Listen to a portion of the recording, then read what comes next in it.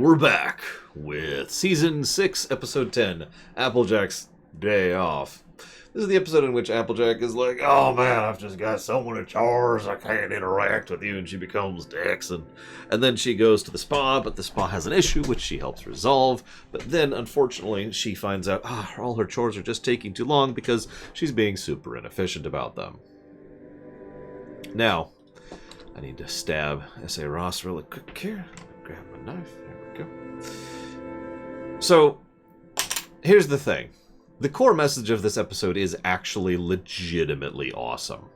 And I mean that sincerely. Obviously, I firmly believe in this from a macroscopic perspective, that of nations, as well as a microscopic perspective, that of individuals. But I'm going to save my talk about that for last, okay? Because this episode kind of sucks. Let's rewind a little bit. So, this is the final Neil Dussadeau episode, and also includes newcomers Michael P. Fox and Will Fox, who actually are pretty new writers in general, only having joined the scene about 5 years ago. And this is some of the last works they do on it. They only do 7 episodes themselves, so, relatively neat things here. Yeah, it is a good message. It is a good message. It's just, this episode is not that great. But let's go into specifics. I did realize something as I was watching this. If we ever needed to show how much Applejack and Rarity's friendship has progressed, look at this episode. Remember when they weren't friends? If you'll remember, they were not friends back in Season 1. They were actually kind of antagonistic towards each other. And if you've been paying attention, bit by bit, periodically, they've been doing little tidbits between the two, just showing how they've been getting closer to each other and stronger in terms of that connection. This arguably shows kind of the final, or I'm saying that wrong. This shows how far they've come. This shows the marker of the distance here. Because not only is going to the spas as a regular thing, something they just have scheduled, like every week, they just spend some time enjoying each other's company and relaxing at the spa. But I want you to think of AJ in particular and the very nature of someone like Applejack going to the spa and how much Rarity probably had to talk her into that back when this first started. And, as Sean points out, the fact that both of these people are very into this. Like, this is an important thing for both of them. Applejack is legitimately bothered by the fact that she can't do this with Rarity and really is apologetic that she hasn't been able to make these lately. Like I said, it just shows... Doesn't tell. That'll come up in a minute. It shows how much these two have grown. And I like that.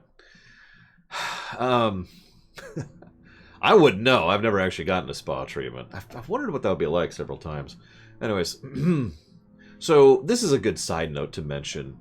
They show Applejack being super busy. Any of y'all ever work on a farm? Now, I actually have worked on a farm before. It's been a while. Funnily enough, it was actually an apple farm.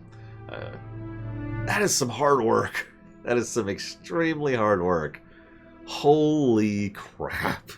Like, you get up early, and you do chores, and you do chores, and you do chores. You get a little bit. And I was just helping while I was visiting. My God. But yeah, I just wanted to mention that. It's a hell of a thing. It is a hell of a thing. We see a little side note. So we go over to the pig trough, and there's the pig house, which has little pig symbols on it, because of course. And of course they have a house. Why wouldn't they?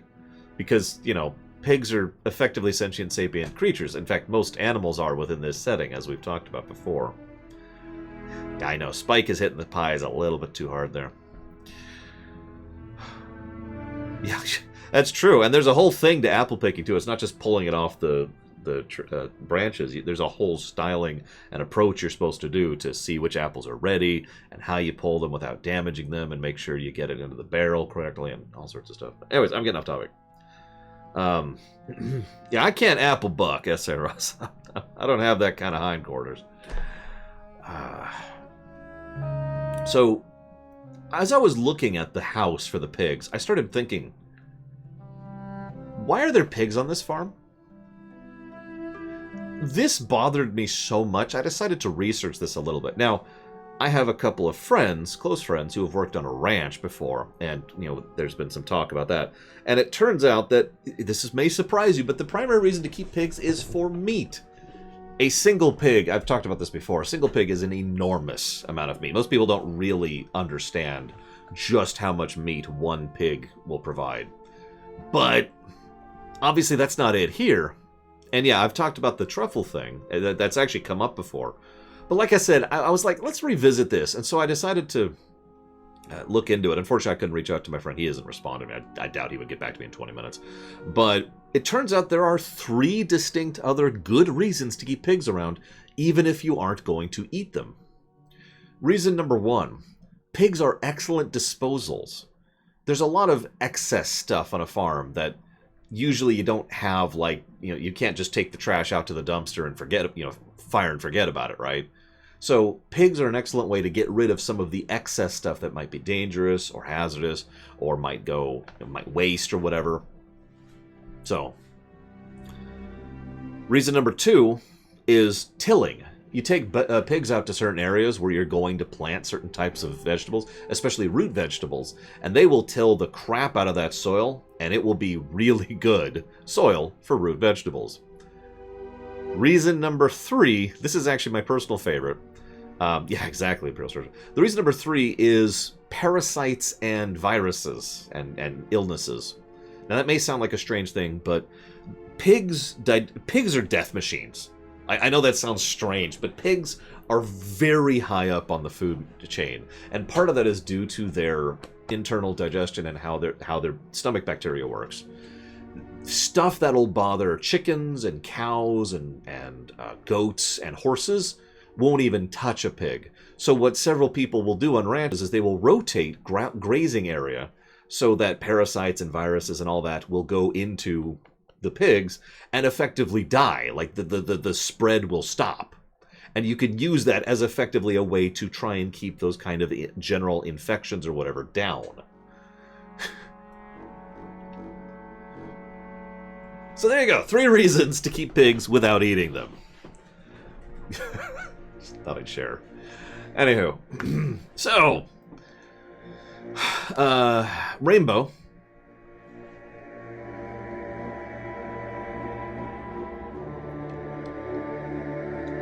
You remember how I mentioned the different types of humor, like 40 minutes ago when we were talking about that? First of all, she does have the tank slippers. That's actually the very first thing I noticed. It's even in my notes right here.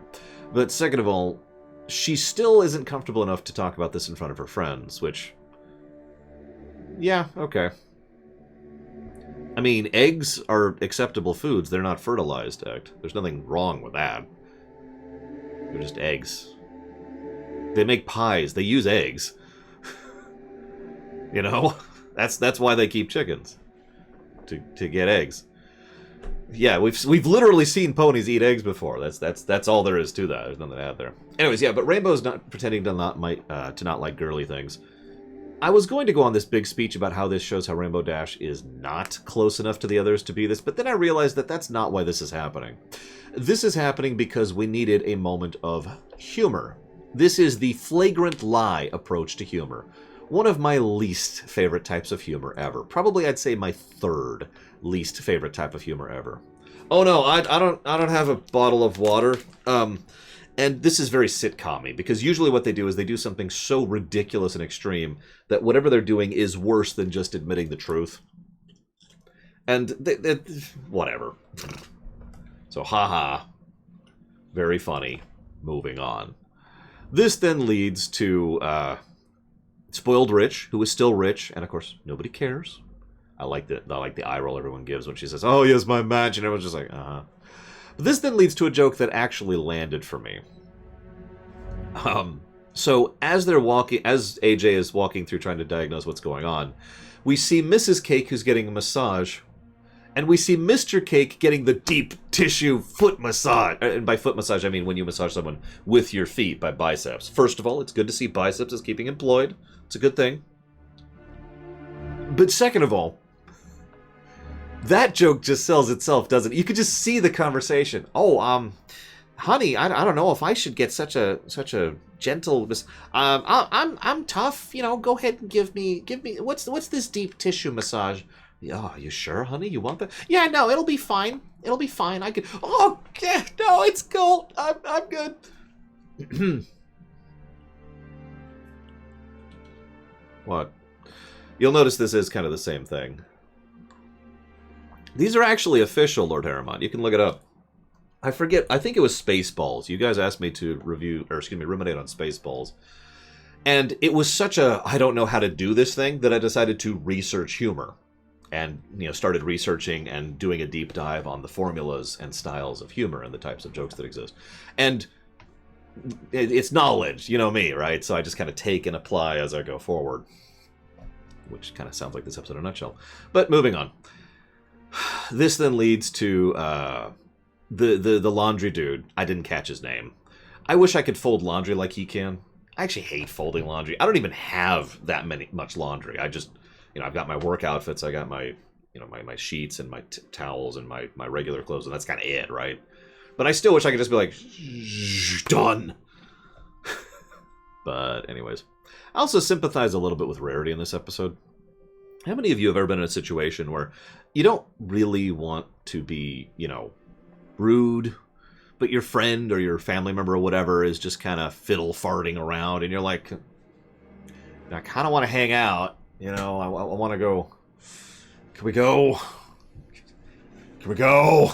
And yeah, Rarity is just kind of, you get that from her, and she just gets a little bit more upset each time it comes up, and it's just, I have to deal with this. And yeah, it would be rude to say anything, and of course Rarity doesn't be rude, but she is very passive-aggressive about it. Oh, I know, Space Kiddo. Can we just have that? Can we? Anyways. So, and that's kind of the end of my notes of the episode. Now, don't worry, I actually have plenty more to talk about. But this is part of why I say this episode fails. Let's discuss one of the specific practical ways this episode fails. The episode has a message. It's a good message. Let me be clear about that. But then the episode says the message after having shown the message, and then shows it again, and then says it again. In fact, I actually counted just the spa thing. They walk you through the problem, you know, the issue with the steam, 3 times. Repetition is something you have to be very careful about in fiction. It can be used to good effect. It can be used to reiterate a point or really emphasize something. It can be done to try and establish. It can be done for humorous effect. But if you don't do something with repetition, all it does is make it drag. This is something, and again, this goes into like what Lord Harriman talked about earlier. This is something I have actually researched when it comes to good writing. You know, what is considered a good usage of literary concepts as a trope. And repetition is one of the biggest things that just about any actual literary philosopher or student or teacher will tell you. Try to avoid that whenever you can. It's one of the reasons why, I'm sure some of you have heard this when it comes to creative writing. If you have like 4 sentences in a row and you use the same word, like, you know, super, in each sentence, one of the most common pieces of advice is have that thesaurus there and just go through and in your first editing pass and replace the repetitive words with something else, right? You really got to be careful when it comes to repetition in fiction. Now, so that's the first problem, is they repeat this a little bit too many times, okay? This is worth noting because I've kind of gotten more and more in favor, as we've been covering the show, of the idea of showing then telling, which is something I'm kind of in favor of now. But this isn't showing then telling. This is showing then telling, then telling, then showing, then telling, then showing. And I didn't make up a single one of those. Each one of those is an actual iteration that happens in this episode.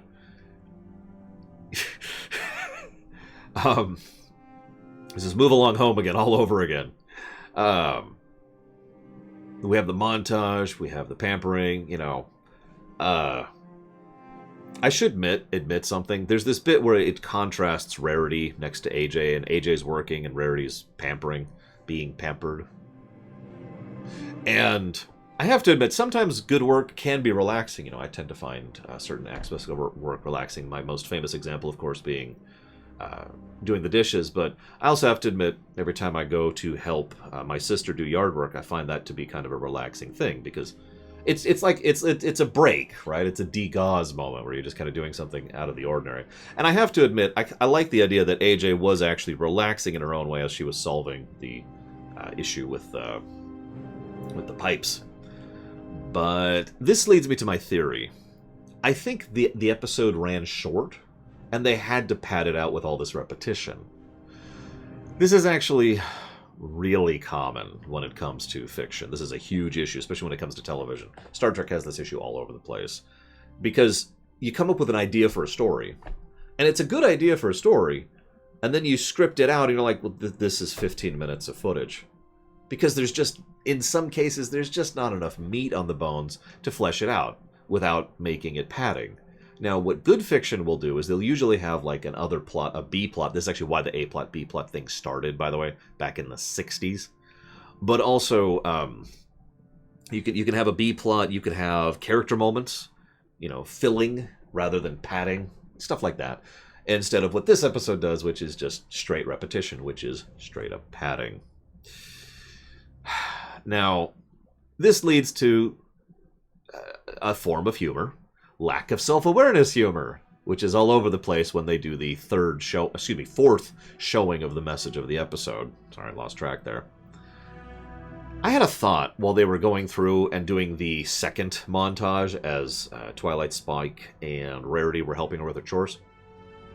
That kind of thing, I did too, it might have been a good idea, given the problems I just mentioned. I had a thought. How many of you know what an efficiency consultant is? Bonus question. How many of you have ever had to deal with an efficiency consultant? This is what an efficiency consultant should be, instead of despicable, vile human beings, which is what they actually are. And it's actually irritating to me, because it's just yet another example of something in the business world that should actually be a great thing, and is actually a terrible thing. Because this ties directly into the message. The whole point is you bring someone in who is an external perspective. You bring someone new. And you have the person who is new look at your processes, and you look at how you're doing things. And they look through and they try to they try to be more efficient, they try to streamline things. Remember, streamlining, within reason, is a good thing. Even when it comes to something like game design, which is something I've talked about many times, there is a value in being able to hit A, or right-click and A, right shoulder and A in order to do something, rather than, hang on, pause, up, right, A, down, A, and move your way through the menus in order to do 15 actions when you could be doing 2 or 1. It's the same exact concept. So this is the kind of thing where if an efficiency consultant would actually be useful, and hey, then, because we just can't stop repeating ourselves, AJ flat out states the message of the episode, in case you missed it at this point, 5 times. Then we have a not joke with Rainbow Dash and a wah-wah. Now, as I've said, this episode kinda sucks. Let's talk about the message, because you notice we haven't really talked about the message yet. First thing I want to mention is that self-replicating issues are a real problem in real life. I could come up with an example or an analogy, but honestly I think the episode's own issue is a perfect example. We have a leak that makes the weight bigger, which makes people want more towels, which makes the leak worse, which makes the weight worse. And it just gets worse, right? Those kind of problems are exceptionally common in real life, and one of the biggest things that any good engineer, whether it's a social engineer or a programming engineer or a construction engineer or a traffic engineer or whatever, one of the biggest things an engineer's job is to identify those kind of problems and chop them off before they get even worse. And preferably to design things in a way that those things can have, you know, alternate backups so that they don't happen to begin with. Right? Computer engineer, network engineer, it's all the same thing. So that was interesting to look at. This also is kind of the problem with law. That's wrong. Laws. Let me be more clear about that. Not the concept of law. More like how laws are. Anybody who's ever... Yeah, exactly. You get it, Space Cadet. I wouldn't feel safe without a secondary backup. There's a reason I feel nervous having my spare PS3 controller being right here in pieces. You know, I like to have my backups. Anyways. Laws are built on older laws, which are built on older laws, which are built on older laws. And I'm not trying to be polemic, because this isn't polemic, this is fact. This is a problem at just about every level. Most legality is built on previous legality, which is built at previous legality. And you see how these things can just kind of spiral out of control, right? I mean, to use something that's fairly non-polemic as an example, copyright law, which is horrifically broken and so detached from its original purpose at this point that it's warped beyond all reason, and at the same time still doesn't even apply in a modern setting. But let's go ahead and talk about the actual core message, which is IDIC. No, really, it is. For another time, I agree with that, Lord Hema. For another time, in recent memory, we once again have infinite diversity in infinite complexity, or whatever it's called, which is being the value of external perspectives, the value of other people and how they can add to what you work on. Outside perspectives can point out flaws you either don't see or can't see. This is something that happens constantly. Even on my own show, every now and again I'll have someone who asks a question, something along the lines of, why do you do such and such?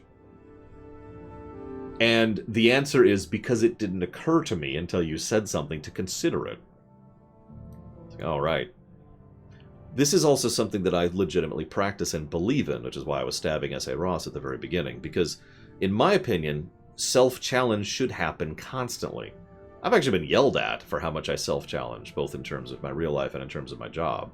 But I stand by that mentality firmly. Because there's two benefits to it.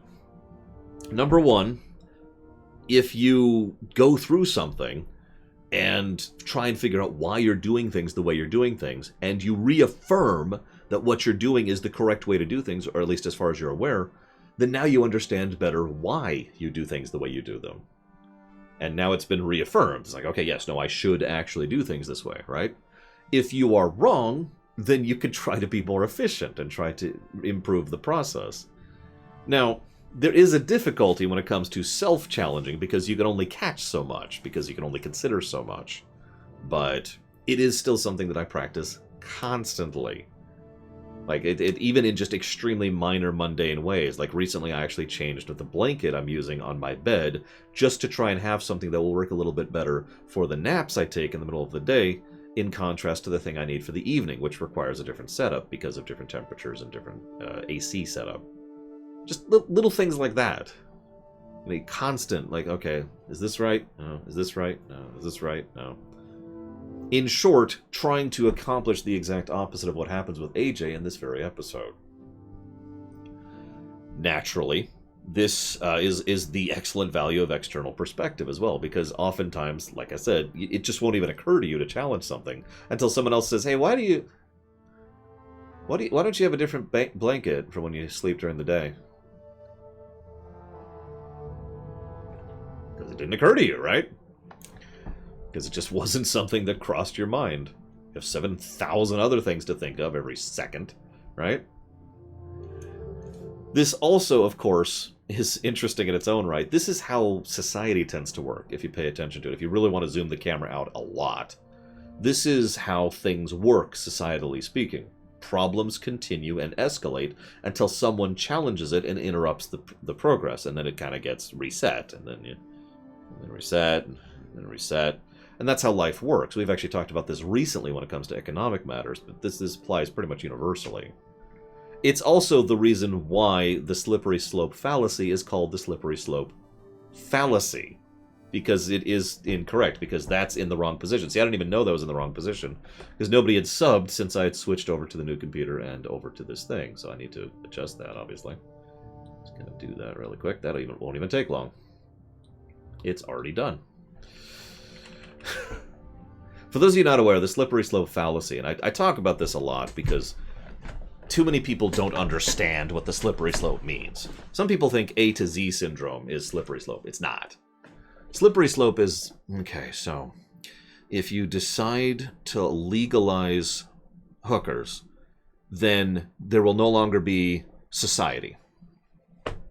Civilization will collapse. Now, I'm not making that up. That's actually a slippery slope fallacy argument that has been made. Or rather, a slippery slope argument that is a fallacy. It'd be a better way to put that. That has been made. Real quick, thank you, Strife, very much for the sub. As always. If you happen to know where you'd like to put that, please let me know.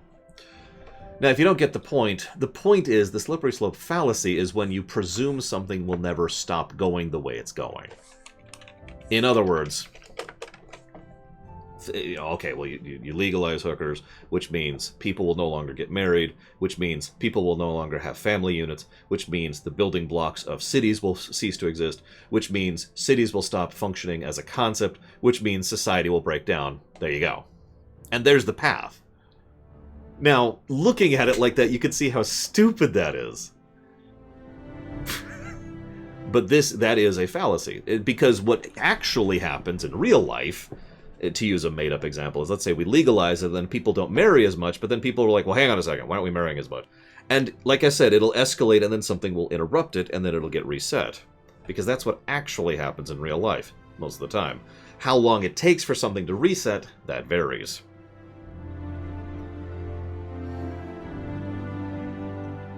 That is actually another good one, Bragwin. That is an actual... I'm aware of that one. This came up because one of the ruminations I was working on, I had to discuss the difference between A to Z versus the slippery slope fallacy. Because people misuse that all the time, and it irritates me. I have no idea, Mr. Red. I don't have that issue, so I can't speak to that. I'm sorry.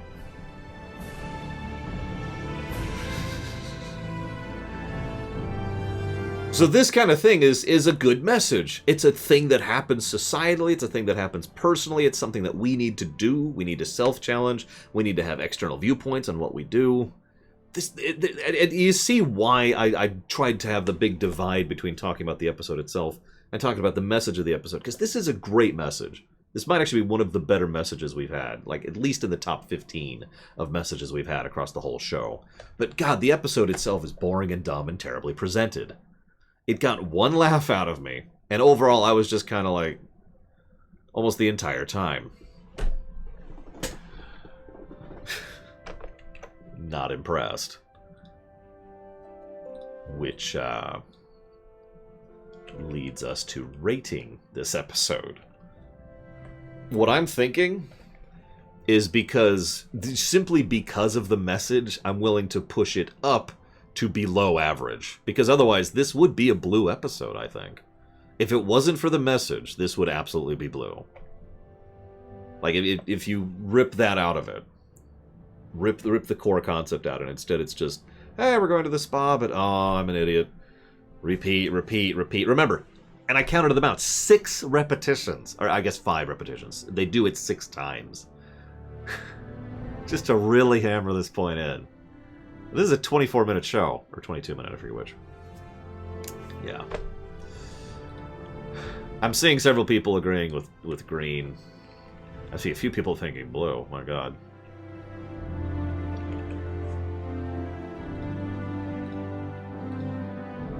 So not a great showing for the final Neil Dusadao, however you pronounce his name, episode. That means, considering this is his final episode, that means he did Princess Spike, which was almost a lamentation. What About Discord, which was blue, and Applejack's Day Off, which was green.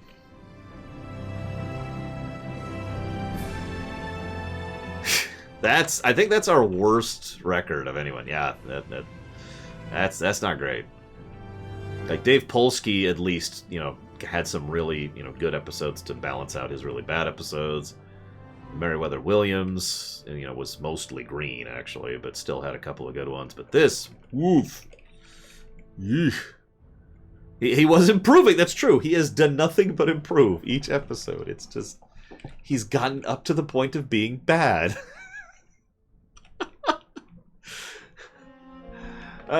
Next week, what do we got? Next week is Flutterbutter, which, by memory, I hate that episode. We'll see. I don't like to judge that in advance. And after that, we have our next map episode. We haven't had a map episode a bit, and that's going to be Spice Up Your Life, which is that's the restaurant one. That's the Indian restaurant one, which I don't remember that well, but I'm curious about it. What do we got after that? Then we've got Stranger Than Fiction. That's the fan fiction. No, that's not the fan fiction. That's the Convention Center one. And then the Carward Derby one, which I don't remember liking. 28 Pranks Later. I actually love that one. Times They Are a Changeling. That's awesome. Dungeons and Discords. That's pretty awesome. Buckball Season. Don't remember that. Fault in Our Cutie Marks. That's an awesome one. Viva Las Pegasus. That's a good one. Every Little Thing She Does. Probably one of the better Starlight episodes, in my opinion. Pony Point of View. That's a pretty good one. Where the Apple Lies... I remember that one. Then we got Top Bolt, which I don't remember at all. Oh, no, I do remember that one. I don't like that one. And then To Where and Back Again, which is one of my favorite episodes of all time. So, anyways, point being, this will all be starting. For those of you not aware, this is the last reason I'm here. We are back under normal schedule, so this will be resuming next Sunday as we normally do.